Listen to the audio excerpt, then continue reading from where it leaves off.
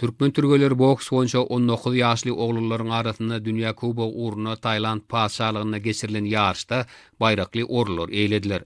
70 ýaşkaram agramda bähleşen paýtatymyzda 43-nji orta mekdebiň 10-njy sınıf okuwçysy Ismail Orazmuradov hemde 90 kilogram agramda bähleşen Göktepe etrafynyň 10-njy orta mektebiniň 10-njy sınıf okuwçysy Söýnali Öwezgeliýew 3-nji orlar eýläp 1-nji medala nasip bollar.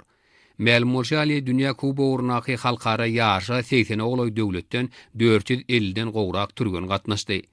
İlleşlerimiziň çykyşydan agramlaryna türgeleriň ençemesi baýrak uğruna bäsleşdi. Üstünlük kazanmak bilen ýaş türgellerimiz türkmen boksynyň taryhyna täze sahypany ýazmak başardylar.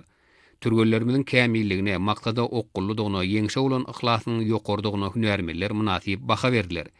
Şeýle ýeňişleriň gazanylmagynyň göz başyna hormat prezidentimiziň türgeller barada gollawnyň, gahrman arkadamyzyň binýadyny berkden tutan özgertmeleriniň duranyny aýratyn bellerlikdir.